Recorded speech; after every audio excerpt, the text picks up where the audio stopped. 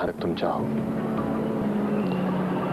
मगर तुम्हारे खानदान वाले तुम्हारे साथ नहीं होंगे। हमारे और तुम्हारे खानदान में लड़कियों के आगे पढ़ने के बारे में क्या ख्यालात हैं, ये तुम भी अच्छी तरह जानती हो। हमें सिर्फ आपके ख्यालात की फिक्र है और हमें किसी की परवाह नहीं। आपको तो बुरा नहीं लगेगा ना?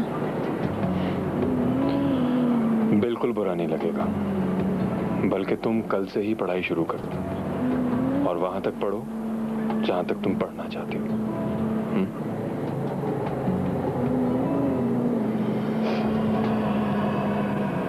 आप क्यों रो रही हो? हम नाहक आपसे डरते रहे। आप तो बहुत अच्छे हैं। ये बात तुम्हें कितनी देर से मालूम हुई? काश पहले ही कह देती।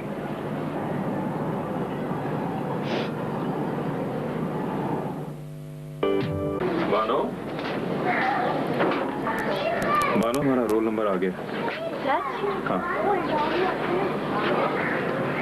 अब से खाना भी मैं ही बनाऊंगा और कपड़े भी मैं ही धोऊंगा। तुम सिर्फ पढ़ाई करो जब तक तुम्हारे इम्तिहान खत्म नहीं होते।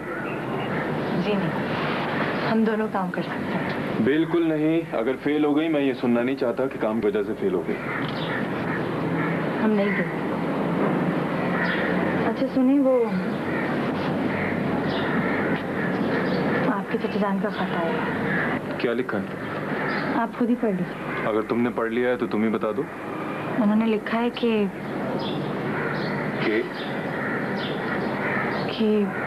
अगर बानो तालीम हासिल कर रही है और उसने पर्दा करना छोड़ दिया है तो हम उसे और आपको दोनों को खानदान से अलग कर देंगे।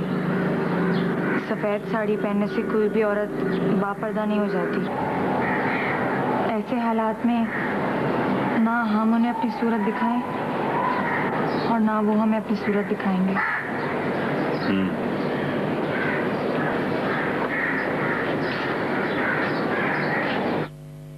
नई fair and lovely herbal fairness cream, 3 कुदरती अज्जा का बेहतरीन मिलाप।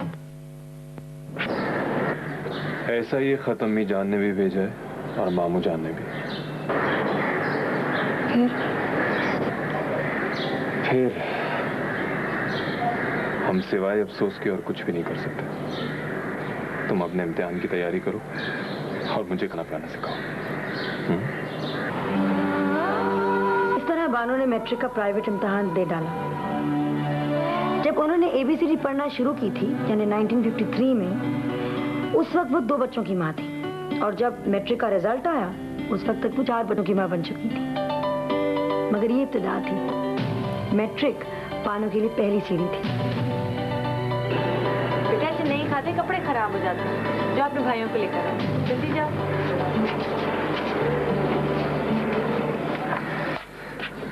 टीपू और सिराज कहाँ हैं? वो पड़ोस में गए मिठाई बांटने। एक को बताते फिरे कि उनकी माँ ने मैट्रिक पास कर लिया 2nd डिवीजन में। मैट्रिक की कामयाबी के बाद उन्होंने फैसला किया कि वो मेडिसिन पढ़ेंगे। उन दोनों मैट्रिक के बाद एक कोर्स हुआ करता था जिसे LSMF कहा जाता था। ये कोर्स क्वेटा में पढ़ाया जाता था, मशरकी पाकिस्तान के शहर सिलहट में। सो जफर साहब ने अपना घर फरोख्त किया और बच्चों समेत सिलहट जा पहुंचे। मैं यहाँ आपको ये बता दूं कि ये एक बहुत बड़ा रिस्क था। दाखिला ना मिलने की सूरत में तमाम पैसा जो उन्होंने घर बेचकर हासिल किया था वो भी जाया हो सकता था और वापसी की सूरत में उनके पास रहने का कोई ठिकाना भी ना होता।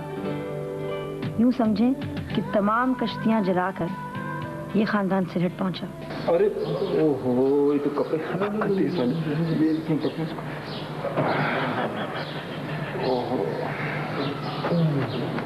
आप कहाँ से आए? कराची से। मेरी बीवी का अंदर इंटरव्यू हो रहा है। और आप? हम लोग चटागांव से आए। ये मेरी बेटी माया, आज इसका भी इंटरव्यू। तो यहाँ कोई गर्ल्स हॉस्टल है क्या? अरे नहीं, इतनी लड़कियां कहाँ पढ़ती हैं कि उनके लिए कोई हॉस्टल बनाया जाए। मैं उसके परेशान हुआ कि अगर माया का दाखिला हो गया तो ये बेटी कहाँ रहेगी। आपने कोई इंतजाम किया है? अगर दाखिला हो गया तो किराए का मकान वगैरह ले दूंगा, क्योंकि 2 बच्चे यहीं रहेंगे और 2 बच्चे मेरे पास। और आप? मुझे तो कराची वापस जाना है। वहाँ मेरा स्कूल है, मैं बच्चों को पढ़ाता हूँ। क्या ऐसा हो सकता है कि आपकी बेगम और माया दोनों मिलकर कोई किराए का मकान ले लें? इस तरीके से आपकी बेगम, आपके बच्चे और माया सब एक साथ रहेंगे। हो सकता है, बिल्कुल सकता है, बशर्ते कि दाखिला हो जाए।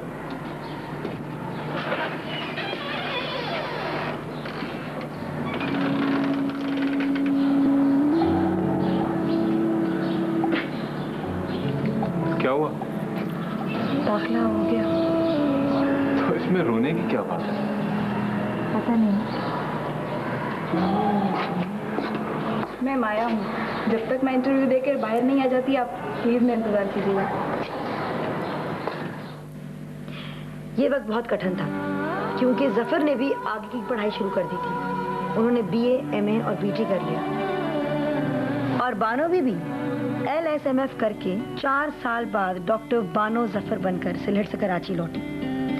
कराची आकर उन्होंने जफर के स्कूल में ही एक कमरे में क्लिनिक खोला और उनके बड़े बेटे ने क्लिनिक में उनका हाथ बढ़ाना शुरू कर दिया। लेकिन बानो ने कुछ अरसे बाद फैसला किया कि अब MBBS कर लेना चाहिए। उस वक्त उनके 7 बच्चे थे। दाखिले की कोशिश शुरू की गई और दाखिला मिला, लेकिन लाहौर में फातिमा जिन्ना मेडिकल कॉलेज में। फिर से छोटे बच्चों के साथ लाहौर रवाना हुई और 4th ईयर से अपनी पढ़ाई शुरू कर दी। लेकिन इस बार किस्मत ने उनका साथ दिया और 4 महीने बाद ही डाउ मेडिकल कॉलेज कराची में उनका ट्रांसफर हो गया। जब वो अपने फाइनल ईयर में थी तो उनके बड़े बेटे टीपू का दाखिला फर्स्ट ईयर में हुआ। यूं माँ बेटे ने कॉलेज में 1 साल साथ गुजारा। बकौल उनके बेटे ये उनके लिए सबसे मुश्किल साल था। लोग बार बार टीपू को देखने के लिए बुलाते। माँ और बेटे का एक साथ कॉलेज में पढ़ना बहरहाल बहुत ही अनोखी बात थी। ज्यादा बोलो ना, तुम्हारी शिकायत अम्मा से कर दूंगा मैं। सुनिए, सुनाइए। आप में से टीपू कौन है? मैं तो नहीं हूँ। शायद मैं भी नहीं हूँ। तो फिर आप होंगी टीपू। वैसे मेरा ख्याल था कि टीपू किसी लड़के का नाम है। उन्हें सफेद साड़ी वाली खातून बुला रही हैं। उनसे कहो टीपू भाग गया। अकेले भागे हैं, किसी को साथ लेके भागे? क्या बताऊं उन्हें? कहना रोजी लेके भाग गई है। टीपू में इतनी हिम्मत है कि वो किसी को लेके भागे। फजूल बातें मत करो। उन्हें कहें कि वो लाइब्रेरी में पढ़ने गया हुआ है। टीपू, इधर आओ। ये हमारे बड़े साहबजादे टीपू हैं। मुझे बिल्कुल यकीन नहीं आ रहा। अम्मा फाइनल ईयर में और बेटा फर्स्ट ईयर में। इसमें हैरत की क्या बात है? हमने तो पढ़ना ही जब शुरू किया जब इन्होंने स्कूल जाना शुरू कर दिया था। बल्कि अगर हम ये कहें कि ये हमारे साथ भी रह चुके हैं तो गलत नहीं होगा। अम्मी मैं जाऊँ? हाँ जाओ बेटा। यानी तुम शादी के टाइम बिल्कुल पढ़ी लिखी नहीं थी। इस तरह डॉक्टर बानो की तालीम का ये सफ़र उस रोज़ इख्तिताम को पहुंचा जिससे उन्होंने MBBS की डिग्री मिली और वो खलिश जो उनको यतीम हो जाने की वजह से दिल में फांस की तरह चुभ गई थी, दूर हुई। आज ना सिर्फ वो खुद डॉक्टर हैं, उनका तमाम खानदान डॉक्टर है। उनके तमाम बच्चे डॉक्टर हैं, उनकी बहुएं डॉक्टर हैं और उनके पोते भी डॉक्टर हैं। आज की कहानी थी डॉक्टर बानो जफर की कहानी। आइए मिलते हैं डॉक्टर साहिबा से। बहुत खुशी महसूस हो रही है कि आज आपके घर में बैठ के मिलने का मौका मिल रहा है। शुक्र है आपका आ गई। आप बहुत खुशी हमको भी हो रही है इसलिए कि पहली मरतबा इस तरह हो रहा है और तो कभी नहीं होता। डॉक्टर साहब, अब जब आप अपनी जिंदगी की तरफ देखती हैं इस मरहले पे, हैरान होते हैं कि कैसे हो गया। मेरे अब्बा के ख़त्म होने के बाद हमको सब घर की और भी तो लड़कियां थी ना, चचाजाद, फूफीजाद वगैरह जितने थे, तो हमको सब डिग्रेड क्यों करते हैं? अगर आप हिम्मत कीजिएगा तो खुदा ज़रूर मदद करेगा, ये पक्की बात है।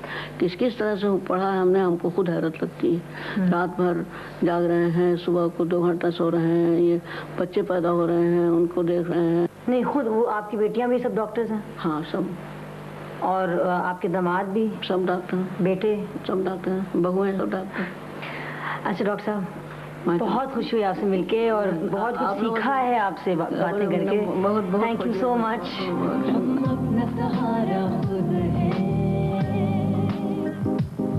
क्यों गैर का